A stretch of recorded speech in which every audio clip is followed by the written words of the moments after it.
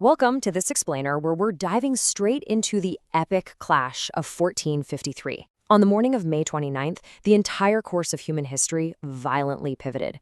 Today, we're exploring how one of history's absolute most devastating sieges decided the ultimate fate of an empire. We're looking at that exact crazy moment where ancient military traditions slammed headfirst into the explosive dawn of modern warfare, permanently shifting the trajectory of the world.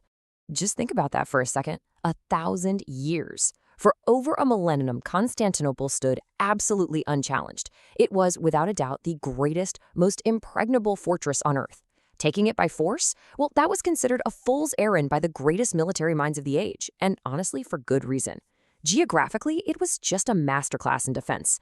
Hanging out on a peninsula, it was surrounded by treacherous waters on three sides, so any would-be conqueror was forced right into a deadly narrow choke point by land. It was a city that basically defied the very concept of conquest. Okay, let's get into Section 1, the Jewel of Byzantium, the last great city. So, centuries earlier, the Byzantine Empire was this massive, sweeping, global superpower, ruling wealthy lands stretching seamlessly across Europe, Asia, and Africa.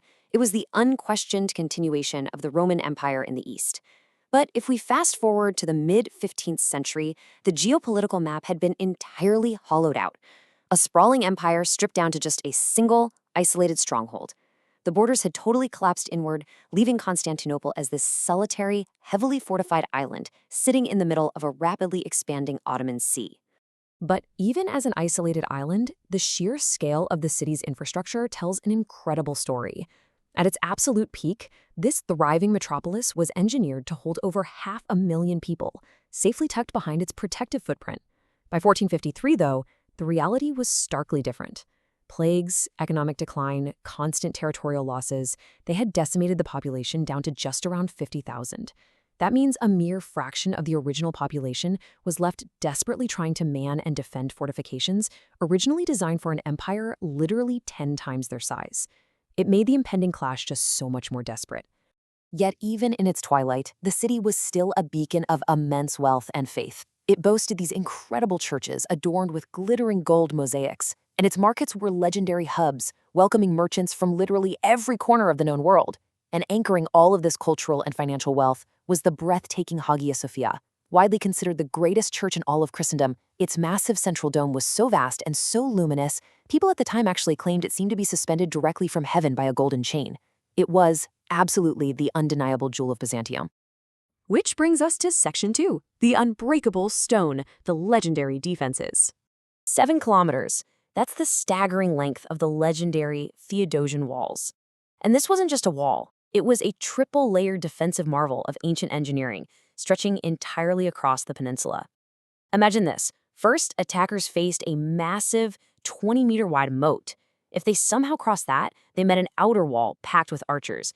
And if they miraculously breached that, they were staring down the colossal inner wall, towering up to 12 meters high and 5 meters thick. Built over 1,000 years earlier, this unbelievable stone shield kept the Byzantine Empire alive against all odds. And these defenses had a track record in medieval warfare that was just completely unmatched.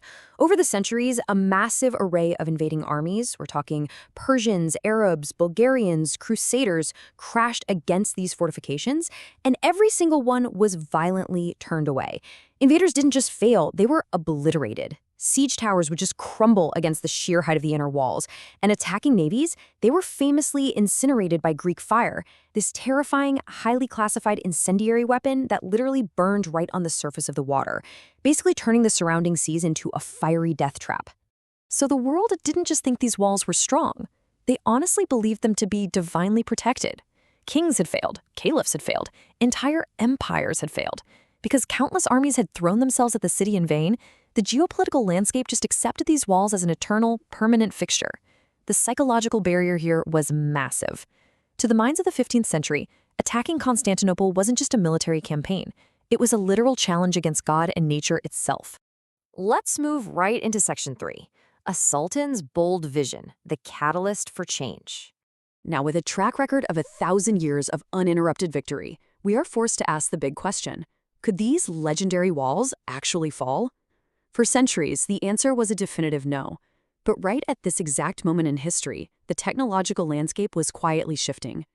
The rules of medieval warfare were being totally rewritten by the introduction of gunpowder, and that set the perfect stage to completely shatter the long-held belief that any fortress could truly be considered eternal. Enter the young Ottoman Sultan, Mehmed II. Incredibly, Mehmed was only 21 years old when he decided to challenge the impossible. But he wasn't just young and ambitious, he was meticulously prepared. He'd spent his early years obsessively studying engineering, mathematics, geography, and military strategy for this exact goal. Actually, before he even fired a single shot, he strategically strangled the city by building the Rumeli Hisari, a massive fortress known as the Throat Cutter, right on the edge of the Bosphorus Strait. That completely cut off Constantinople's vital maritime supply lines from the north. To Mehmed, no wall was unconquerable, and no empire was eternal. He brought this fiercely disruptive mindset to the ancient world, completely refusing to accept the conventional wisdom that had deterred older, much more experienced generals. He knew that relying on the tactics of the past would just lead to the exact same failures. So Mehmed was willing to risk absolutely everything, his entire army, his personal reputation, his kingdom's legacy, all to prove his bold modern vision to a doubting world. And so began a devastating 53-day siege that literally changed the world.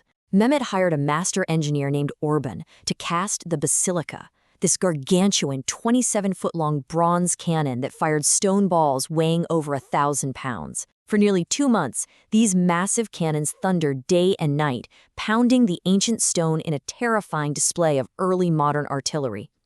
Meanwhile, thousands of soldiers fought fiercely hand-to-hand beneath the crumbling towers. But Mehmed's true genius, it was his logistics.